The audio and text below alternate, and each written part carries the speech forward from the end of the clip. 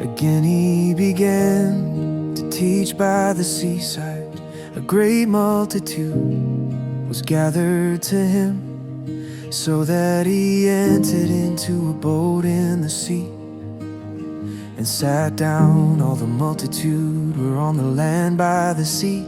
He taught them many things in parables, and told them in his teaching, listen, behold, the farmer went out to sow. As he sowed, some seed fell by the road, and the birds came and devoured it. Others fell on the rocky ground, where it had little soil, and immediately it sprang up, because it had no depth of soil. When the sun had risen, it was scorched, and because it had no root, it withered away. Others fell among the thorns, and the thorns grew up and choked it, and it yielded no fruit. Others fell into the good ground and yielded fruit, growing up and increasing. Some produced 30 times, some 60 times, and some 100 times as much. He said, whoever has ears to hear, let him hear. When he was alone, those who were around him with the 12 asked him about the parables. He said to them, to you is given the mystery of God's kingdom, but to those who are outside, all things are done in parables, as seeing they may see and not perceive, and hearing they may hear and not understand, lest perhaps they should turn again, and their sins should be forgiven them.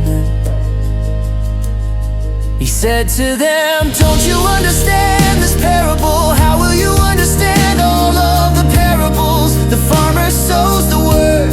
The ones by the road are the ones where the word is sown, and when they have heard, immediately Satan comes and takes away the word which has been sown in them. These in the same way are those who are sown on the rocky places, who, when they have heard the word, immediately receive it with joy. They have no root in themselves, but are short-lived.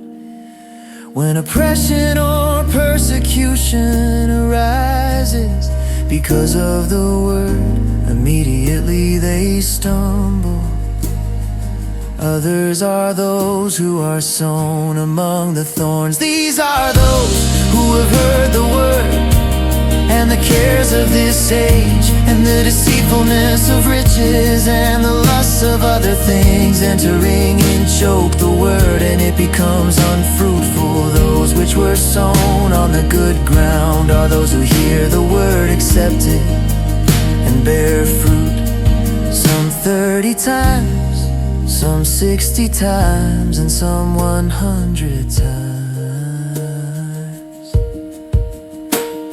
He said to them, is a lamp brought to be put under a basket, or under a bed? Isn't it put on a stand? For there is nothing hidden except that it should be made known. Neither was anything made secret, but that it should come to light. If any man has ears to hear, let him hear. He said to them, take heed what you hear. With whatever measure you measure, it will be measured to you, and more will be given to you. Here, for whoever has, to him more will be given, and he who doesn't have, even that which he has will be taken away from him.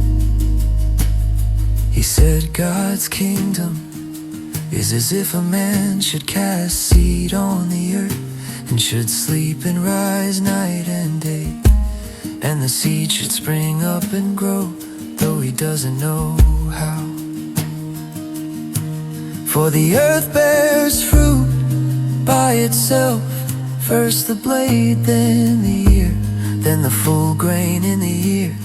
But when the fruit is ripe, immediately he puts in the sickle, because the harvest has come. He said, how will we liken God's kingdom? Or with what parable will we illustrate it? It's like a grain of mustard seed, which when it is sown in the earth, though it is less than all the seeds that are on the earth, yet when it is sown, grows up and becomes greater than all the herbs, and puts out great branches, so that the birds of the sky can lodge under its shadow. With many such parables, he spoke the word to them as they were able to hear it. Without a parable he didn't speak to them, but privately to his own disciples he explained everything. On that day, when evening had come, he said to them, let's go over to the other side. Leaving the multitude, they took him with them, even as he was in the boat. Other small boats were also with him.